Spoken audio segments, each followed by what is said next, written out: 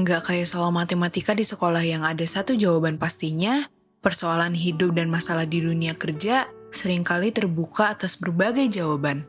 Nah, dalam permasalahan-permasalahan kayak gini, kita seringkali dituntut untuk berpikir out of the box dengan segala keterbatasan yang ada.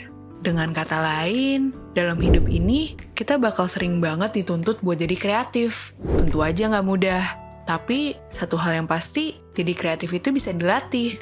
Di video ini, kita bakalan bahas gimana caranya lo bisa membentuk kreativitas dalam diri lo.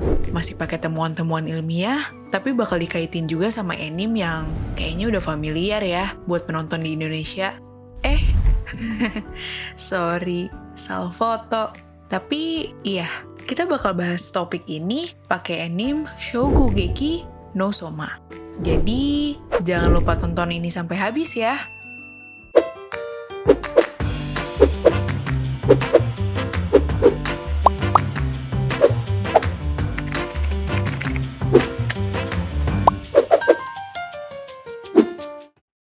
Umumnya, kreativitas itu didefinisiin sebagai kemampuan untuk memikirkan sesuatu dengan cara yang baru, unik, dan gak biasa untuk menjawab sebuah permasalahan dengan baik. Selain untuk menjawab permasalahan-permasalahan yang udah kita bahas di awal video, kreativitas seringkali juga menentukan siapa yang bakal sukses dan enggak. Karena dengan berpikir kreatif, kita bisa menghasilkan sesuatu yang original tapi solutif. Ambil contoh Facebook sama Instagram deh. Kalau misalnya mereka nggak original, ya orang lain bakal tetap pakai Friendster dan MySpace sebagai media sosial yang udah ada duluan. Nah, selain original, Facebook dan Instagram juga perlu solutif kalau mau sukses. Makanya, fitur mereka diupdate terus buat memenuhi kebutuhan penggunanya. Jadi, gimana tuh cara buat ngembangin kreativitas?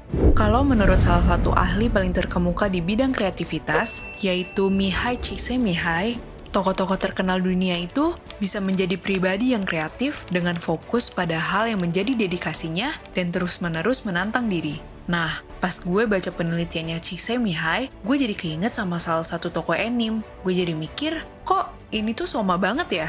Kenapa gue jadi mikir ke Soma? Gini, di anime Shokugeki no Soma diceritain bahwa Soma adalah anak seorang penjaga rumah makan kecil yang kayak warteg gitu, yang punya cita-cita besar di dunia kuliner. Makanya dia masuk ke sekolah kuliner elit, yaitu SMA Totsuki yang lulusannya merupakan chef-chef top dunia. Dari situ udah kelihatan kan, gimana Soma ini fokus ke hal yang emang jadi dedikasinya. Terus SMA Totsuki ini bukan sekolah biasa. Sekolah itu isinya adalah anak-anak orang berpengaruh di dunia kuliner, kayak pemilik perusahaan makanan dan pemilik restoran terkenal. Tiap tahunnya, SMA Totsuki menerima sekitar 1.000 siswa yang terus naik ke kelas 2-nya biasanya cuma 100 siswa, dan orang yang beneran lulus biasanya cuma sekitar 10 siswa.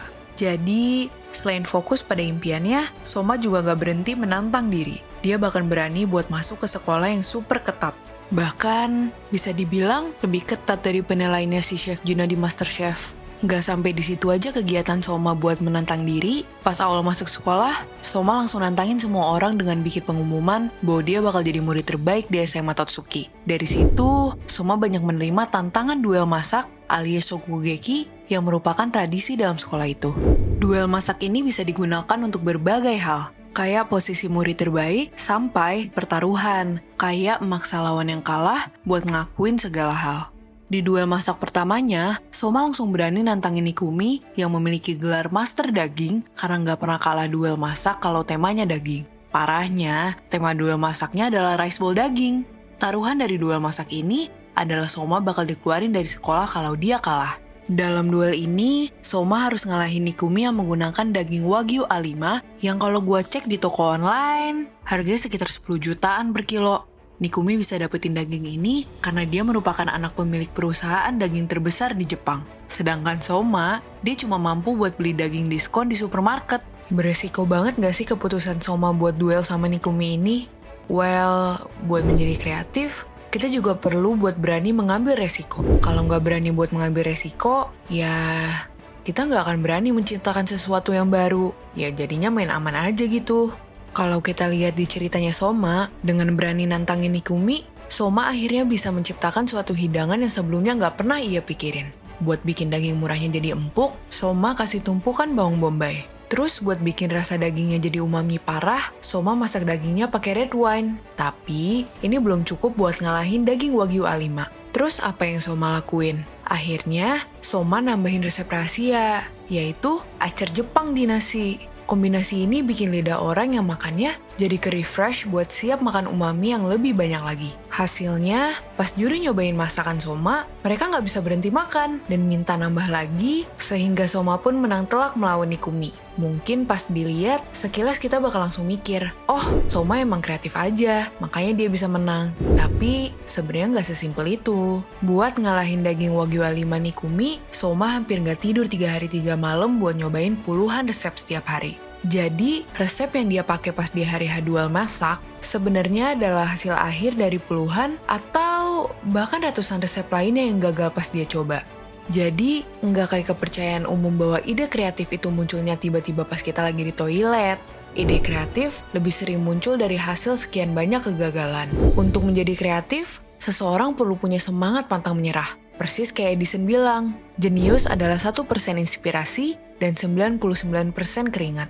Dari cerita tadi, kebayang ya gimana sebenarnya Soma sendiri belajar banyak dari duelnya dengan Nikumi. Di sepanjang cerita Shokugeki no Soma, lo bakal diceritain bagaimana Soma dan tokoh-tokoh lainnya tuh gak berhenti duel masak buat mendapatkan posisi murid terbaik. Atau karena mereka gak terima aja kalau ada yang lebih hebat dari mereka.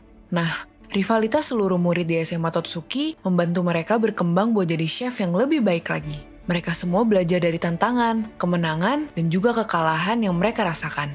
Seringkali, pahitnya kekalahan menjadi inspirasi mereka untuk terus berkembang. Mereka nggak malu buat belajar dari orang yang ngalahin mereka. Proses-proses inilah yang bikin Soma dan tokoh-tokoh di anime ini bisa jadi chef sukses di akhir cerita. Mereka terus fokus pada impian mereka dan gak berhenti menantang dirinya sendiri. Dinamika hubungan antara murid di SMA Totsuki ini adalah resep terakhir yang perlu lo catat kalau lo mau mengembangkan kreativitas.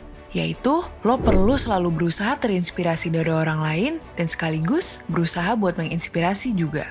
Lo nggak perlu kok bikin ide dari nol atau murni dari diri lo sendiri. Facebook sama Instagram juga bukan media sosial pertama kan? Startup yang sukses sekarang kayak Gojek juga sebenarnya mirip-mirip dengan Uber. Tapi, akan lebih baik kalau kita mau belajar dari orang lain. Oke, kalau tadi kita udah bahas gimana Soma bisa mengembangkan kreativitasnya, sekarang gimana dengan lo? Lo udah siap belum untuk mengembangkan diri? Well, kalau lo sadar, semua tokoh di Shokugeki no Soma punya satu hal yang sama yang mendorong mereka buat terus mengembangkan diri. Tahu nggak apa? Nah, iya. Mereka semua udah tahu tujuan hidup mereka apa. Mereka semua punya cita-cita di bidang kuliner, dan tujuan inilah yang bikin mereka bisa fokus mengembangkan diri. Dengan tahu tujuan hidup kita apa, kita bisa nentuin perlu fokus untuk mengembangkan aspek apa dari diri kita buat mencapai tujuannya. Waktu yang terbatas juga nggak jadi masalah, karena kita udah tahu harus memprioritaskan apa. Nah, jadi lo sendiri gimana? Udah tahu belum lo mau bawa hidup lo kemana? Kalau belum, ya nggak apa-apa, karena 1% punya solusinya. Kita punya kelas online, memahami dan merencanakan tujuan hidup. Di kelas online ini, lo bakal diajak buat merefleksikan tujuan dan nilai kehidupan yang lo punya. Dalam prosesnya, lo bakal ditemenin sama CEO-nya 1% yaitu Kak Evan, dan psikolognya 1% yaitu Kak Sabrina. So, lo bakal belajar bareng orang-orang yang berpengalaman banget dalam merencanakan tujuan hidup. Dengan ikutan kelas online ini, lo juga bakal otomatis bisa mengakses tes psikologi dari 1%. Psikotes ini bakal ngebantu proses perencanaan hidup lo jadi lebih objektif, dan selain itu, lo juga bakal dapet worksheet buat bikin perencanaan tujuan hidup lo makin konkret.